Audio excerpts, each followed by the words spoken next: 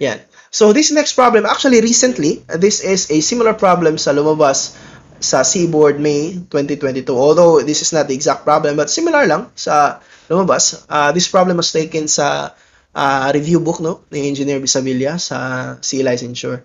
So anyway, let's try to solve the problem. Kung mapapansin nyo, yung sample problem natin sa number 2 and sa number 1 more or less are actually the same, except for the fact na 4 ang span and factored na ang loads. Ganun lang talaga ang pag-solve ba. Obviously, iba din yung mga problems and yung given. However, same lang talaga to. Okay? Kaso nga lang, 4 ang span and then factored na ang loads. Baka sa next exam, 5 na ang span. So anyway, check natin. Let's try to solve this problem. Okay? So, beam ABCDE is to be analyzed for maximum forces at ultimate conditions. Now, the beam daw is simply supported at A, B, C, D, and E, and then factored loads are 15 kilonewton per meter, 19 kilonewton per meter. So, question 1, determine daw the maximum shear at B, or actually B pa din to, no? Determine the maximum reaction at B, and then determine the maximum positive moment at span AB. Okay, check na natin yung kanina. Okay. Sige. So, let's try to solve. By the way, sa example problem natin kanina, dito, kung naalala nyo, hindi sinabi no na maximum negative moment. Okay? So, by the way, pag ganito yung question, I think it's obvious na negative yung hinahanap.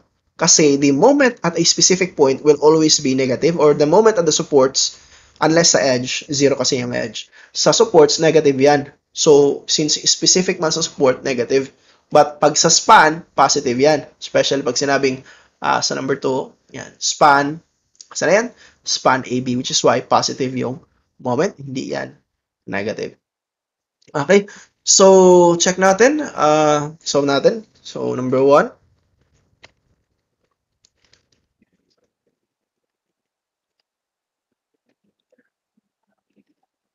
okay, bigay muna natin yung nakalimutan ko na naman yung span.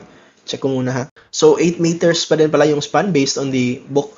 So lagyan natin dito 8 meters.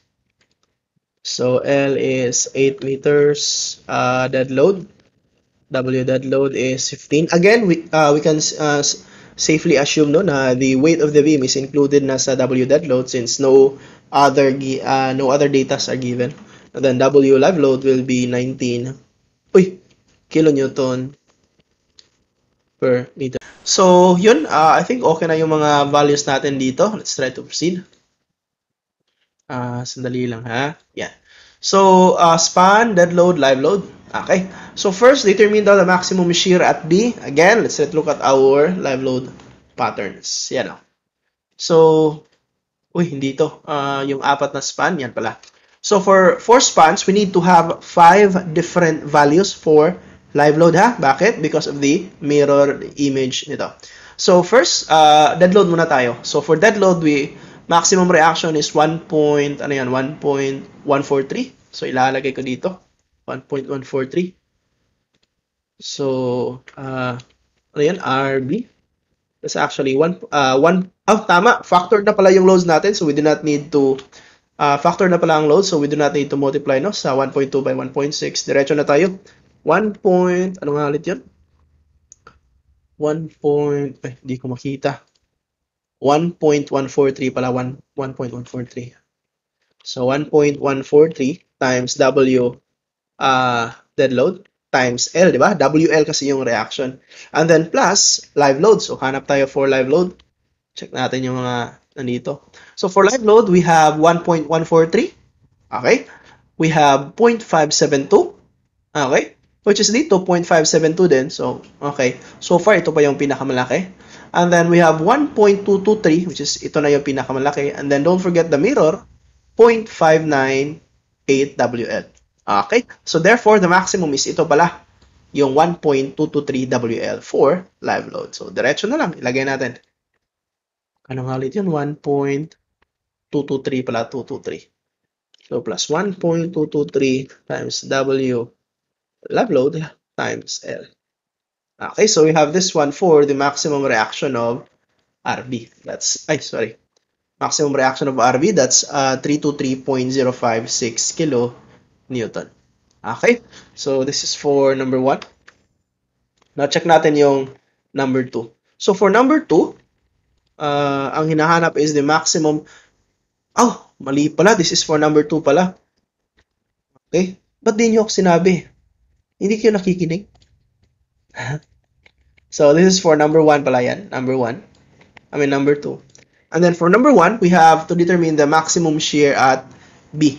Okay? So, for the maximum shear at B, let's try to look at the live load pattern pa din.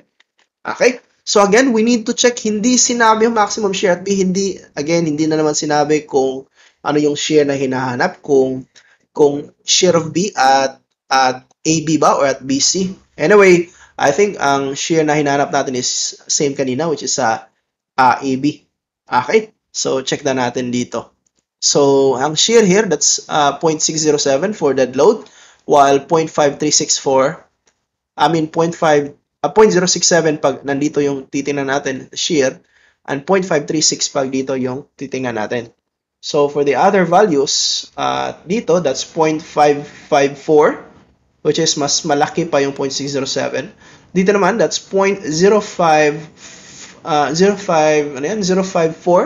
which is malaki pa din yung 0.607. Hanap tayo ng iba. Ito, 0.62. I think ito yung pinakamalaki so far. 0.62. So, for live load, we have 0.62. Check na natin yung isa, 0.558. Tama. So far, ang pinakamalaki is yung 0.62 for shear at B. Okay, so ilalagay ka lang dito agad. So, VB. Okay, ano nga ulit yung dito? For dead load, that is 0.607. So, lalagay ko dyan. Ay, sorry. Yan. So, 0.607 times W, dead load, times L. Plus, for live load, check natin ulit. For live load, this is 0.62 WL. Okay? So, for live load, that is 0.62 times W L. Times L pa pala. Okay, so we have our answer here for shear at B. Okay, 167.08. Okay, so next, as problem natin, we have number 3, maximum positive moment daw sa span AB. So, check natin. So, lagay ko na lang agad, MAB. Okay, that must be equal to, for live load, check natin. For dead load pala. For dead load, we have moment at MAB dito, no? Yan, that's 0.0772 WL squared positive moment. So, ilalagay ko dito. 0.0772 times W dead load times L squared. Plus, for live load, check natin for live load. Ay, hindi ko pala nakita yan. That's for dead load. Now, for live load, check natin. So, we need to check 5 possible values. So, check natin yung pinakamalaki. So, 0.0072. We have 0.0096 so far. Ito yung malaki. Next, yung opposite niya. Actually, this is negative. So, hindi ito kailangan. Dito, positive. 0.072. Uy, maliit pala. And lastly, we have 0.0977. Uy, muntik nang malagpasan. Yung 0.0996. So far, ang pinakamalaki is 0.0996 pa rin. 0.0996. Tama. So, ito yung gagamitin natin for live load. Okay?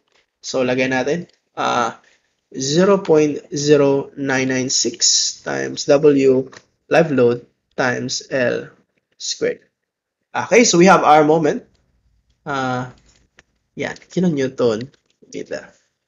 Okay, so medyo madali lang, no? Do you have any questions or clarifications sa problem?